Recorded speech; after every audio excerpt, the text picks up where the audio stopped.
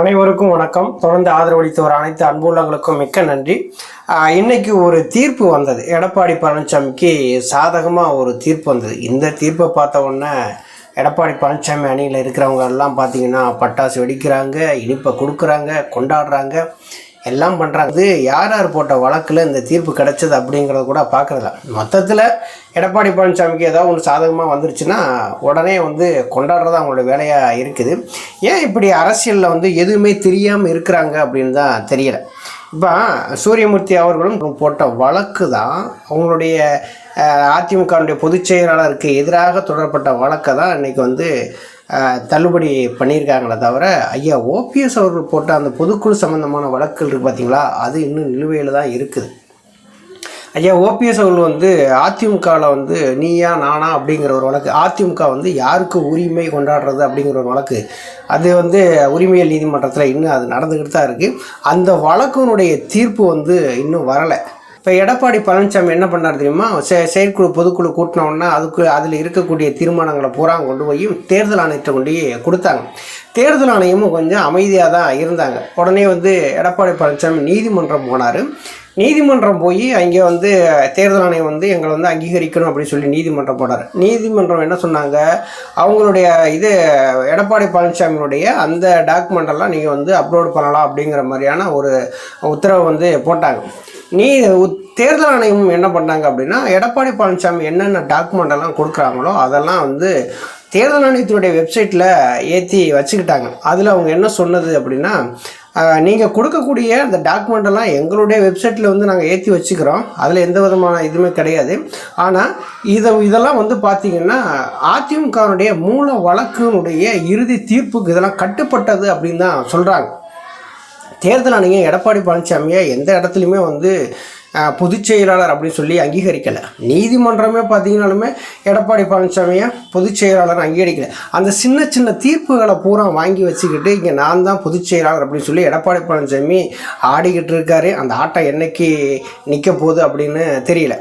திண்டுக்கலை சேர்ந்த சூரியமூர்த்தி என்ன பண்ணார் அப்படின்னா, அதிமுகவில் எடப்பாடி பழனிசாமி பொதுச் செயலாளர் தேர்ந்தெடுக்கப்பட்டது சட்ட விதிகளுக்கு மீறி செயல்பட்டிருக்காங்க அப்படின்னு சொல்லி அந்த பொதுச் செயலாளர் வழக்கை தேர்வு செய்கிறதை எதிர்த்து தான் நீதிமன்றத்தில் ஒரு வழக்கு ஒன்று போட்டிருந்தார். அது விசாரணைக்கு வந்தது. விசாரணைக்கு வரும்போது எடப்பாடி பழனிசாமி என்ன சொன்னார், இப்போ வழக்கை தொடர்ந்துருக்க சூரியமூர்த்திக்கும் எங்களுக்கும் எந்த சம்மந்தமும் கிடையாது, அவர் கட்சிக்காரரே கிடையாது, அவர் கட்சியினுடைய அடிப்படை உறுப்பினரே கிடையாது, அதனால் அவருடைய மனுவை நீங்கள் தள்ளுபடி பண்ணணும் அப்படின்னு சொல்ல, நீதிமன்றம் என்ன சொன்னாங்க, நீங்கள் பொதுச் செயலாளர் கட்சியினுடைய அடிப்படை விதிகளின் பின்னாடி தொண்டர்களுடைய வாக்கெடுப்பில் நீங்கள் பொதுச் செயலாளர் தேர்ந்தெடுக்கலான்னு கேட்ட உடனே எடப்பாடி பழனிசாமி எதுவுமே சொல்ல முடியலை. அப்போ நீதிமன்றம் என்ன பண்ணாங்க, எடப்பாடி பழனிசாமி போட்ட அந்த மனுவை தள்ளுபடி பண்ணிட்டாங்க. இப்போ சூரியமூர்த்தி அதிமுகவில் இருக்காரா இல்லையா அப்படிங்கிறத விட அதிமுகவுடைய பொதுச் செயலாளர் வழக்கை நீங்கள் தொடர்ந்து நடத்தலாம் அப்படின்னு சொல்லி முடிச்சிட்டாங்க. அதுக்கடுத்து எடப்பாடி பழனிசாமிக்கு உயர்நீதிமன்றம் போகிறாரு. உயர்நீதிமன்றத்தை என்ன பண்ணுறாங்க அப்படின்னா, உரிமையியல் நீதிமன்றத்தை கொடுத்த அந்த உத்தரவை இடைக்கால தடை விதிக்கிறாங்க. இது சம்பந்தமாக ஏதாவது உத்தரவை நீங்கள் பிறப்பிக்கிறதா இருந்தால் என்னையும் கலந்து ஆலோசிக்கணும் அப்படிங்கிற மாதிரி தான் அந்த கேவிட் மனு போட்டிருந்தாங்க. இதை மறைச்சு தான் எடப்பாடி பழனிசாமி என்ன பண்ணிட்டாரு, சென்னை உயர்நீதிமன்றத்தில் ஒரு இடைக்கால தடை வாங்கிட்டு வந்தார். இப்போ சென்னை உயர்நீதிமன்றத்துக்கு இந்த சூரியமூர்த்தி அவர்கள் போட்ட அந்த கேவிட் மனு தெரிஞ்ச உடனே என்ன பண்ணிட்டாங்க, அந்த இடைக்கால தடையை நீதிமன்றமே வாபஸ் வாங்கிட்டாங்க. அதற்கு அடுத்து எடப்பாடி பழனிசாமி மறுபடியும் மேல்முறையீடு பண்ணி அங்கே வழக்கு விசாரணை நடந்தது. அதில் எடப்பாடி பழனிசாமி என்ன பண்ணியிருக்கிறாரு, சூரியமூர்த்தி என்பவர் எனக்கு எதிராகவே போட்டியிட்டவர், எங்கள் கட்சிக்கு எதிராக போட்டியிட்டவர், அவரை அதிமுகனுடைய அடிப்படை உறுப்பினரே கிடையாது, அவருடைய மனுவை தள்ளுபடி செய்யணும், அதிமுகனுடைய பொதுச் செயலாளருக்கு எதிராக தொடரப்பட்ட அந்த வழக்கை நீங்கள் தள்ளுபடி செய்யணும் அப்படின்னு சொன்ன உடனே சென்னை உயர்நீதிமன்றம் இன்றைக்கி எடப்பாடி பழனிசாமிக்கு அந்த ஒரு சாதகமான ஒரு தீர்ப்பை கொடுத்துருக்காங்க. இது திண்டுக்கலை சேர்ந்த சூரியமூர்த்தி அவருடைய மனுவை வழக்கை தள்ளுபடி பண்ணியிருக்காங்க. இதுதான் இங்கே நடந்தது. ஆனால் இங்கே இருக்கக்கூடிய அந்த எடப்பாடி பழனிசாமி அணியில் இருக்கக்கூடியவங்களாம் பார்த்தீங்கன்னா, என்னமோ எடப்பாடி பழனிசாமிக்கு எல்லா வழக்கும் முடிஞ்சது மாதிரியும், அவரே பொதுச் செயலாளராக அங்கீகரித்தது மாதிரியும் எல்லா வேஷமும் கட்டி இங்கே ஆடுறாங்க. அது எதுவுமே கிடையாது. இன்றைக்கி ஐயா ஓபிஎஸ் அவர்கள் பொதுக்குழு சம்பந்தமாக தொடரப்பட்ட வழக்கு இன்னும் நிலுவையில் தான் இருக்குது. அதிமுக யாருக்கு அப்படிங்கிற வழக்கு நிலுவையில் தான் இருக்குது. எடப்பாடி பழனிசாமி வந்து எந்த விதத்திலையும் தப்பிச்சு போக முடியாத அளவுக்கு தான் அங்கங்கே கேட்டு போட்டு நிப்பாட்டி வச்சிருக்கிறாங்க.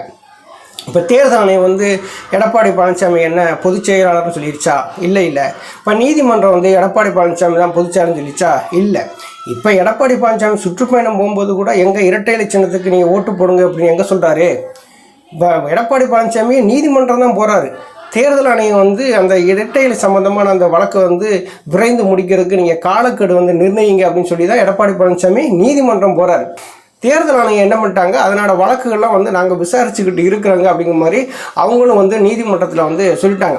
இப்போ இரட்டை இலை சின்னம் எடப்பாடி பழனிசாமி கையில் கிடைக்குமா கிடைக்காதா அப்படிங்கிற ஒரு எதிர்பார்ப்பு எல்லார்ட்டையுமே வந்து இருக்குது.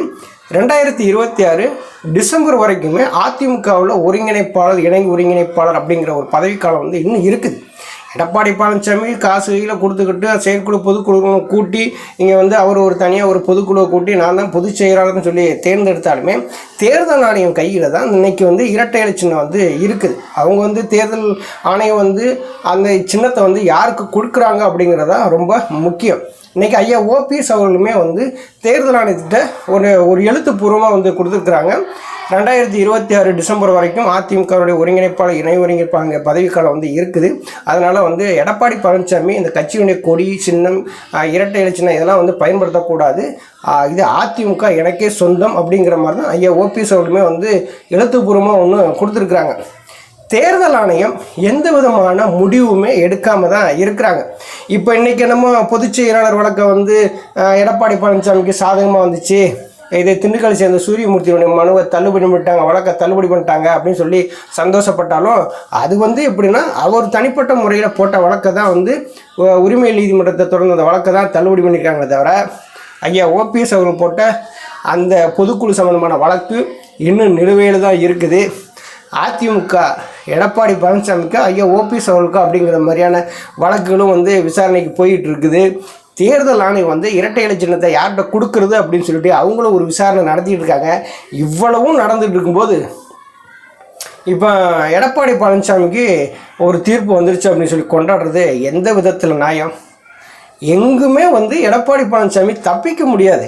தேர்தல் ஆணையத்தில் போய் எடப்பாடி பழனிசாமி கதறாரு. எதுக்காக கதறாரு அப்படின்னா தேர்தல் நெருங்கிருச்சு, நாங்கள் வந்து புது கமிட்டிகள்லாம் அமைக்கணும், நாங்கள் வந்து வேட்பாளர்களை நிப்பாட்டணும், அதனால் எங்கள் வேலைகள்லாம் அதிகமாக இருக்குது, இரட்டை இலை சின்னம் இருந்தால் தான் எங்களுக்கு வந்து நல்லது அப்படின்னு சொல்லி நீதிமன்றத்துக்கும் போகிறாரு, தேர்தல் ஆணையம் போகிறாரு.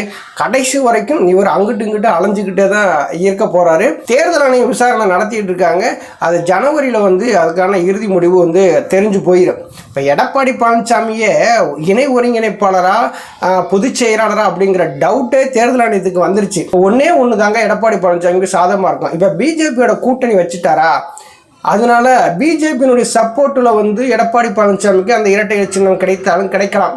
ஏன்னா ஏற்கனவே கூட்டணியில் இருக்கும்போது தான் சின்ன அந்த இடைக்கால தீர்ப்புகள்லாம் வாங்கி சந்தோஷப்பட்டுக்கிட்டு இருந்தார். இந்த வட்டமும் பிஜேபியோட கூட்டணி வச்சதுக்கு முதல் காரணமே அந்த பொதுச் செயலாளர் பதவிக்கும் அந்த இரட்டை இலை சின்னத்துக்குமாக தான். இது கிடச்சிருச்சு அப்படின்னா பிஜேபியை வந்து எட்டி உதைச்சிருவார். பிஜேபி என்ன ஸ்டாண்ட் எடுக்க போகிறாங்க அப்படின்னு தெரியல. ஆனால் எடப்பாடி பழனிசாமிக்கு இரட்டை இலை சின்னம் கிடைப்பதெல்லாம் பெரும் சிக்கல் இருக்குது. நன்றி, வணக்கம்.